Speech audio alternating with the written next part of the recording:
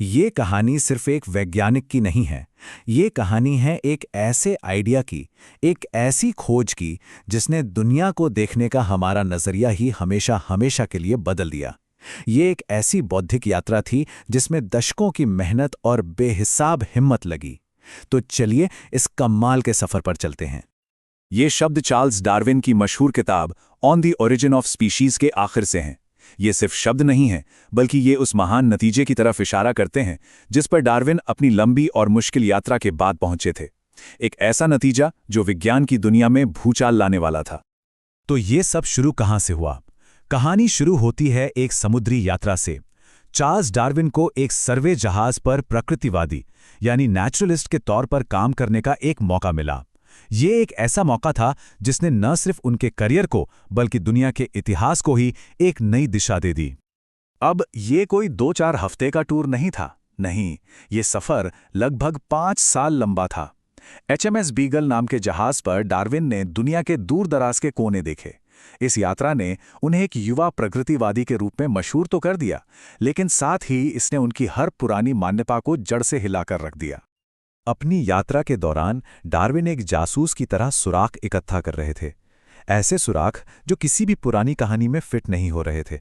उन्हें ऐसे विशाल जानवरों के जीवाश्म मिले जो अब थे ही नहीं। उन्होंने देखा कि गैलापागोस के अलग अलग द्वीपों पर रहने वाले मॉकिंग बर्ड्स और कछुए एक दूसरे से थोड़े अलग थे। ये सारी बातें उस समय की सोच से बिल्कुल मेल नहीं खाती थीं कि दुनिया हमेशा से ऐसी ही है। कुछ तो था जो उनकी समझ से बाहर था। और यहीं डार्विन के मन में वो पहला शक पैदा हुआ। उन्हें यह एहसास होने लगा कि जो कुछ वो देख रहे हैं वो सिर्फ अजीब बातें नहीं हैं, बल्कि ये प्रजातियों की स्थिरता यानी इस आइडिया को ही चुनौती दे रही हैं कि प्रजातियां कभी बदलती नहीं हैं। उन्हें पता चल गया था कि वो एक बहुत बड़े और गहरे रहस्य के दरवाजे पर खड़े हैं। इंग्लैंड लौटकर डार्विन एक तरह से गायब हो गए। वो दुनिया की नजरों से दूर चुपचाप एक बहुत ही खतरनाक आइडिया पर काम कर रहे थे। उन्होंने अपनी यात्रा के अवलोकनों को एक साथ जोड़ना शुरू किया। यह उनकी जिंदगी का एक लंबा और शांत दौर था, जहां वो लगभग 20 साल तक अपने सिद्धांत पर काम करते रहे।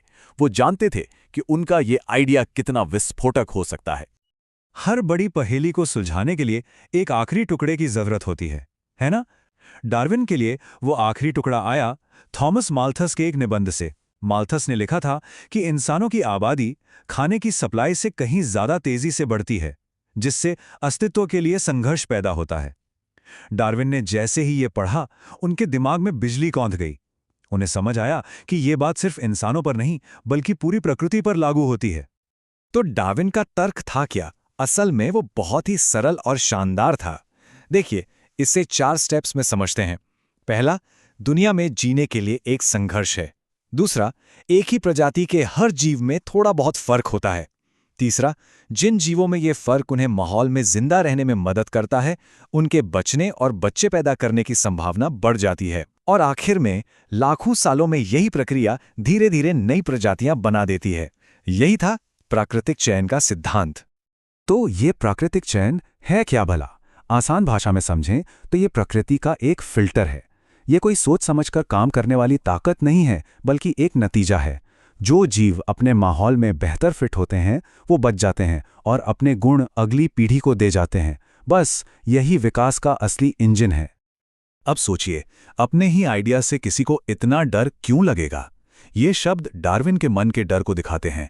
वो जानते थे कि उनका विचार उस समय के सामाजिक और धार्मिक विश्वासों पर सीधा हमला था।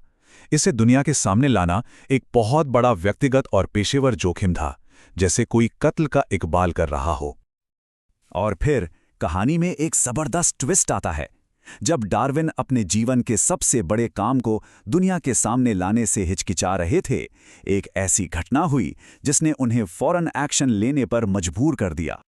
20 साल, जरा सोचिए, पूरे 2 दशक तक कोई इंसान अपने सबसे बड़े आइडिया को दुनिया से छुपा कर रखे। वो बस सबूत इकट्ठा करते रहें, उसे और बेहतर बनाते रहें और सही वक्त का इंतजार करते रहें। दांव पर बहुत कुछ लगा था। और फिर वो हुआ जिसका डार्विन को सबसे ज्यादा डर था। 1858 में डार्विन को एक और प्रकृतिवादी एल्फ्रेड रसेल वॉलेस का एक खत मिला। वॉलेस ने उस खत में ठीक वही सिद्धांत लिखा था जिस पर डार्विन 20 साल से काम कर रहे थे। एक पल के लिए डार्विन को लगा कि उनकी जिंदगी भर की मेहनत पर पानी फिर गया। तो अब क्या होता? क्या डार्विन की सारी मेहनत बेकार चली जाती? नहीं, इसका एक बहुत ही दिलचस्प और सम्मानजनक हल निकाला गया। डार्विन के दोस्तों ने लंदन की लीनियन सोसाइटी में डार्विन और वॉलेस दोनों के काम को एक साथ पेश किया। इससे दोनों को खोज का श्रेय मिला और सबसे जरूरी बात, इस घटना ने डार्विन पर अपनी किताब छापने का दबाव बना दिया। अब डार्विन के पास कोई चारा नहीं था, उन्हें अपनी किताब छापनी ही पड़ी।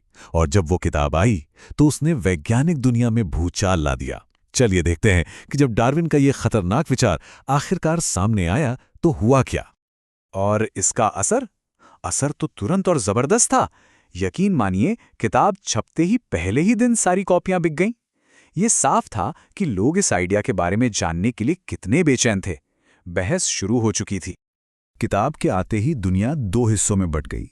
एक तरफ थे युवा वैज्ञानिक जो इस आइडिया से बहुत उत्साहित थे, तो दूसरी तरफ थी पुरानी पीढ़ी के वैज्ञानिक और चर्च, जिन्होंने इसका जमकर मजाक उड़ाया।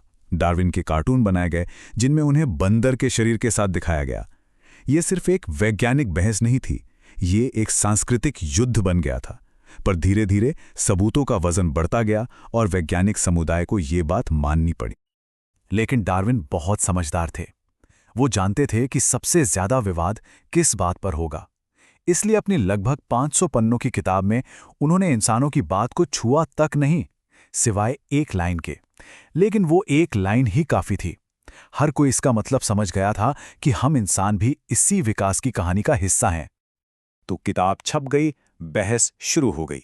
लेकिन इस आइडिया का असर कितना गहरा और लंबा चलने वाला था, इसका अंदाजा शायद उस वक्त किसी को नहीं था।